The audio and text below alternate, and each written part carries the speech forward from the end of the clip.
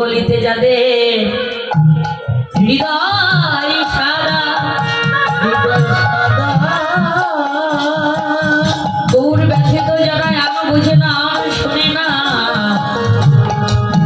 শয়নে স্বপ্নে নিদ্রা জাগরণে যারা কৃষ্ণ বলে কাজে তারাই হচ্ছেন ভবনী।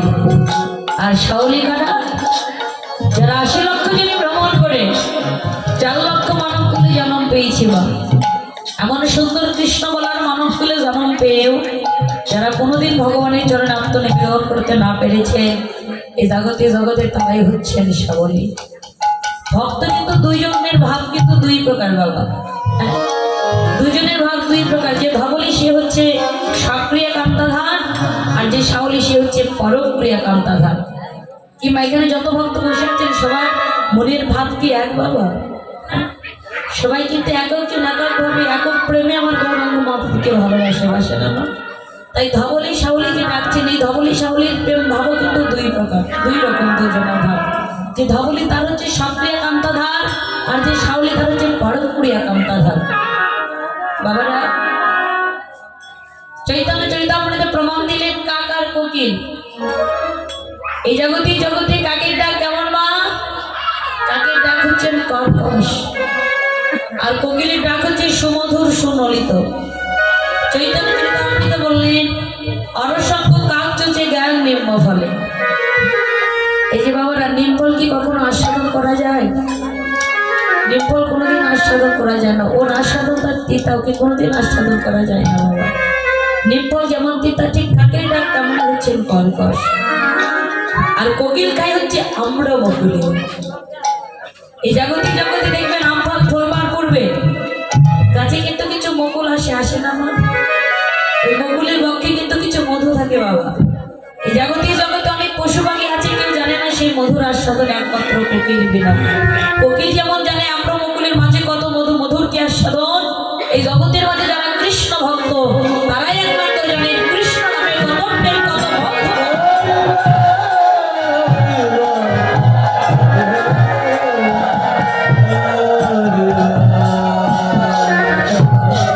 তাই গৌরাঙ্গ মহাপ্রভু আমার ধবলী শাওলিকে ডাকছেন।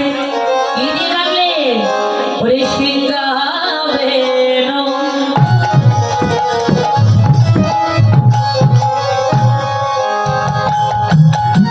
মুরলী গো।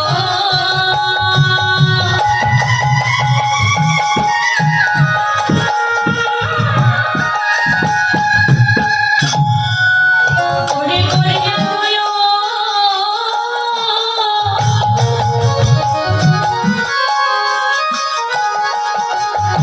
ধনী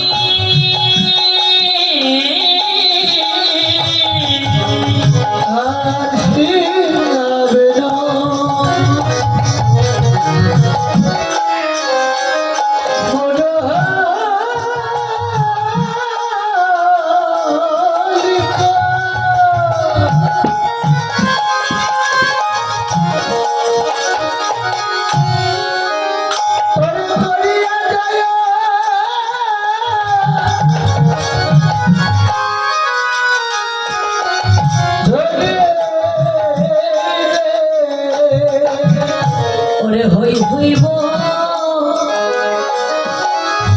বলিয়া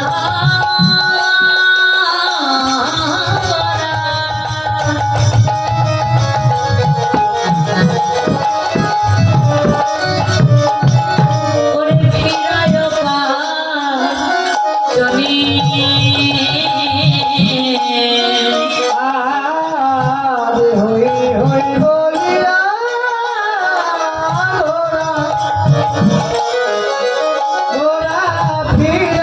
পাচনি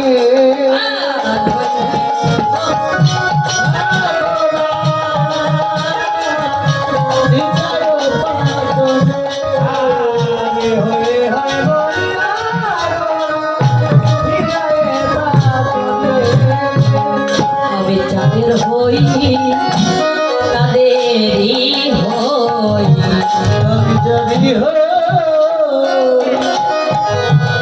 আমি তাদেরই যেই ভক্ত আমারই হয়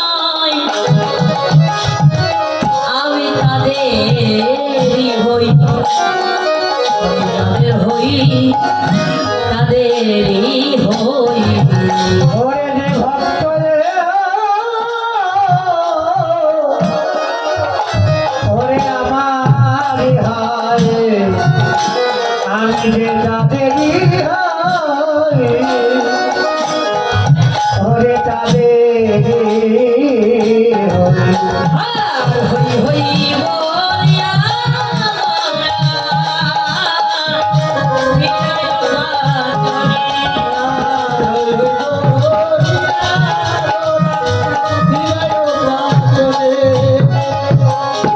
কি বললেন বাবা? এই যে মায়েরা শোনা, মহাজনেরা যে পদগুলো লিখেছে প্রত্যেকটা পদের কিন্তু অর্থ আছে না। অর্থ ব্যতীত কিন্তু পদকবি পদ লেখে নাই, লিখেছে লেখে নাই। আর পদ যদি আমরা বুঝতে পারি আমাদের কীর্তন বুঝতে কিন্তু অসুবিধা হবে না। কি বললেন?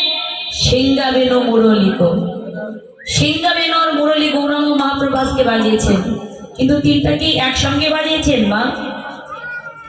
এই যে মা, তিনটা কিন্তু তিন জিনিস একসঙ্গে বাজায় নাই। কখন বাজিয়েছেন? এই যে সিংহা বাজিয়েছেন গমন গোষ্ঠলীলায়, আর বেণু বাজিয়েছেন উত্তরা গোষ্ঠলীলায়, আর মুরলী বাজিয়েছেন কোথায়? ভগবান শ্রীকৃষ্ণের রাস মুরলী ধ্বনি করে করে সকল ব্রজ গোপীগণদের ঘরের বাহির করেছিলেন। তাই বলে সিংহা বেণু মুরলীকে করিয়া জয়ের ধ্বনি, হই হই বলিয়া গোরা ফিরায় পাচনে। আচ্ছা বাবারা, এখানে যে বলছেন দুইবার হই হই বলিয়া, কেন গো বাবা? এখানে তো একবার লিখতে পারতো না বাবা? এখানে দুইবার লেখার কি কোনো দরকার ছিল? এখানে দুইবার লেখার তো কোনো প্রয়োজন ছিল না বাবা, এখানে একবার লিখতে পারতেন। কিন্তু কেন লিখলেন? ভগবান বললেন সেই কারণ আছে। সেই কারণ কি? ভগবান বললেন এক হই, যেই ভক্ত আমার হয় আমি তার হই। যেই ভক্ত আমার হয় আমি ইহকাল জনমের মতো সেই ভক্তের দাস হয়ে যায়। আমি দাসী হয়ে যাই। আরে হই হই হই যাপন করে সকল রাখাল রাখি নিয়ে গৌরাঙ্গ মহাপ্রভু আমার গোচারণে চলে গেলেন। হই হই বলিয়া গোরা ফিরাইয়া পাচন। এই যে বাবারা বলুন তো, প্রাচনে মানে কি? প্রাচনে মানে হচ্ছে লড়ি, অর্থাৎ লাঠি। দেখুন আগের যুগে, আমরা সবাই গরু চিনি না মা? আগের যুগে যখন গরু মাঠে নিয়ে যাওয়া হতো বাবা, কি গো মা, গরু চিনেন? হ্যাঁ? আপনাদের এখানে মাঠ আছে? নেই নাকি? আগের যুগে যখন মাঠে চকে যখন গরু নিয়ে যাওয়া হতো, সঙ্গে করে কিন্তু একটা লাঠি বা একটা লড়ি নিয়ে যেত না বাবা? কিন্তু আমার গৌরাঙ্গ মহাপ্রভু যে লড়ি, যে লাঠি ব্যবহার করলেন, সেটা কোনো কম যদি লড়ি ছিলেন না। ওই লড়ি যেই না একবার ওই ধীরবর্ষগণদের দেখাতে সকল রাখালগণ মিলে তারাই কর্তৃত হয়ে যেতেন। তাই বলছেন হই হই বলিয়া গোরা ফিরায় ও পাচন। আজকে গৌরাঙ্গ মহাপ্রভু আমার প্রাচনী, এটা হচ্ছে ব্রজবলী ভাষা, আর লড়ি হচ্ছে জাগতিক জগতে আমরা যাকে বাংলা ভাষা বলি, আমাদের এই জাগতিক জগতের ভাষায়। তাই হই হই বলিয়া গোরা ফিরায় ও পাচনী। পাচনী এবার মাথার উপর ফিরে বললেন, ওরে রামায়া সুন্দরানন্দ সঙ্গে নিত্যানন্দ, ও রামায় সুন্দর আনন্দ, গৌরীদাস অভিরাম সবাই আনন্দ,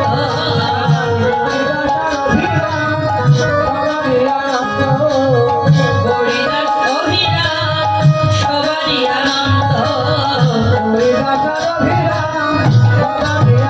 তাদের